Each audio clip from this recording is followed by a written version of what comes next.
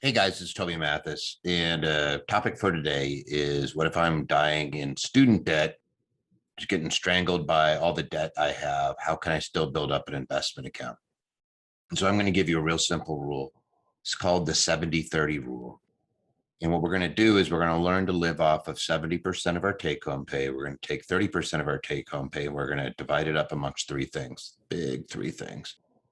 First one is you want to make sure that you're doing some giving.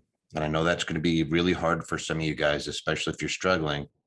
But I would say you carve off a third of that third, so 10%, and make it something dedicated towards giving it away. And now, if you can't afford to give it away because you're seriously in crisis mode, then give away time. That's the best thing I could tell you is give time, teach, do whatever you have to do, help other people, but give away something because you do reap what you sow. If you're not a big believer in that, I could just say that in more than 2 decades of working with affluent investors and great business owners, as well as decades of being around very successful business owners for my mentors, that is a rule that they almost all universally will say is you end up receiving so much more than you're giving, but you have to be a prolific giver. So if you're not somebody who's tithing, if you're not somebody who likes to give away money, then give away time. But you allocate a third of that third. So again, if you're willing to put the time in, then you take that 10% and allocate it to one of the next two categories. Second category is debt. We use 10% of our take home pay to pay down our debts. Now, when I say pay down our debts, that means the principal. I'm going to attack that principal. I'm still going to use part of my 70% to cover my bill, which is the interest, but I'm going to pay down the principal on my debts. So if I have credit card bills, I'm going to attack it. If I have student debt, I'm going to attack it. So, and I don't care whether you have $1 million of student loan debt or other debts or whatever it is, you start to pare it down. So even if it's just starting off with 10%, and maybe you grab your giving 10% and you say, I'm going to put time in, I'm going to work, and I'm going to give my energies so I can allocate that 10%. I'm going to give my energies towards giving, and I'm going to take that 10% that I would have tithed, and I'm going to put it immediately towards my debt. That means that 20% of your take home. So if you're bringing home $5,000 a month, you're going to take 1,000 of it at least and put it right towards the principal on that debt. The last category is 10% going into investment. And this one's non-negotiable. This one doesn't get allocated anywhere else. You have to start investing. And the simple reason is because it doesn't become relevant to you until you have skin in the game. So again, I don't know what you're taking home, but let's just say you're taking home $1,500.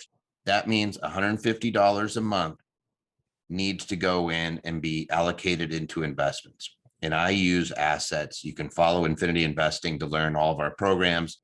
There's absolutely free membership if you want to join as a basic member, and you can have people help steward that money along to where you're buying assets as opposed to get rich quick or gambling or any of the other nonsense that's going on out there. But you start building up an asset base that's going to help achieve something called passive income that's going to allow you to retire early or be a volunteer. And when I say a volunteer, it means somebody who does not have to work. You want to have your passive income exceed your expenses. So if you go to work, it's because you want to, not because you have to. Now, so if I have $1 million of student debt, obviously, if you have that much student debt, you better be having a pretty sizable income. In which case, now I'm going to look at you and say, what can you live off of? Can you live off of half? Can you live off of 40% of your take home? So the example I see quite often is doctors or engineers or somebody with an advanced degree, some sort of doctorate will go into pretty significant debt. It's not uncommon to see lawyers, for example, with $300,000 debt, doctors with the same. So if you have all these debts lumping up and you're in a high income profession, then I'm going to say try to live off of a third and take more than a third and apply it directly towards that principal and start knocking off the principal because the principal is going to drag down the interest along with it. Now, something about student loan debt in particular is you cannot get rid of it, cannot be bankrupted away, at least not when I'm recording this. Maybe they'll come through and take that yoke off you guys, but it is something that's non-dischargeable in bankruptcy.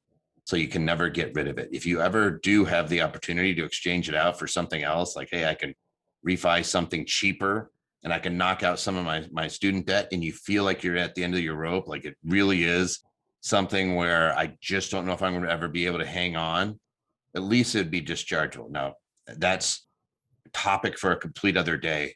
What I'm going to say right now is if you have income coming in, which we've never had higher employment than what we're going to be enjoying this year. Like there's a ton of jobs out there. We're coming after the pandemic. If you want employment, there's going to be employment. Everything that we're seeing is that there's more jobs than there's people waiting for jobs. We have a lot of the unemployment issues going on with the government extra assistance, and so there's a question as to whether people are voluntarily underemployed. But whatever the case, if you have skills, you'll be able to put them to use, and you're going to just have to live off of less than what you make. And again, the starting point for me and what I would say and what I teach is it's 30-70. Live off of 70, take that 30, 10, 10, 10. 10% goes tithing or to giving, 10% goes to debt, knocking down the principal, 10% goes right into investing. Make sure that you're starting to build up. Where am I going to tell people to start? I'm always going to start with the stock market because you can buy assets really, really cheap in the stock market and start generating passive income and see how it works. And we're going to build up in a step one phase of about $50,000 of stock and stock equivalents. And then you start looking at real estate or real estate equivalents, because you got to have cash in this world if you're going to own real estate. You got to have that buffer so you can withstand just a nasty life event, pandemics, hurricanes, tornadoes, you name it, tenant falling down the stairs, roof caving in, lightning hitting the place, tree falling on the place, fire, whatever, you name it, you got to have a little cash buffer there. So I'm always going to start on the liquid side of the stock market. We're going to start there. I'll teach you how to be a stock market landlord and actually generate much more income than you're used to out of a portfolio. Then you step into the real estate side. And then only after you've done that, do you actually start looking at getting money managed and things like that. We go into managed money, and then it's always an allocation of 10% in cash or cash equivalents, 10% in income producing stocks, 10% in real estate or real estate equivalents. I mean, excuse me, 30% in those last two categories, 30% in income producing stock, 30% in real estate or real estate equivalent, and 30% in a managed portfolio, just something that you're not managing. Even if it's private placements, managed money, you can get money managed now for 1% or less on an annual basis. It's actually inexpensive to have managed ETFs, for example. And again, join us in Infinity Investing, and we will show you how all this stuff works. But as you can see, it's not the end of the world. Just having a lot of debt. I'm not going to tell you to do the pork and beans and never go out ever again. It's all things in moderation. It's learning how to live off of a lot less. So again, if you did go way underwater to get a degree, professional degree, or whatever it is that has caused you to accumulate a lot of debt, you have to start chipping away at it. You have to live below your means and knock it out, and it'll just be a matter of time. Now, you are going to be moderate during those times, and in order to live within your means, you're going to have some cuts, and that's just normal. But I'm not going to say extreme, like just eat bread and beans or whatever it is. Some of the stuff we've all done when we were really poor, you almost, you're treating yourself like a starving college student again, right?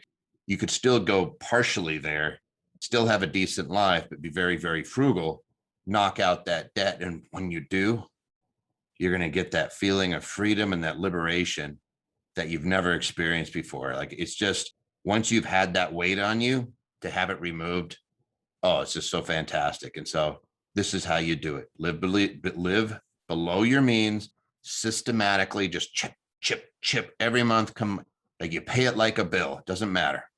You do it, you're going to be pleased.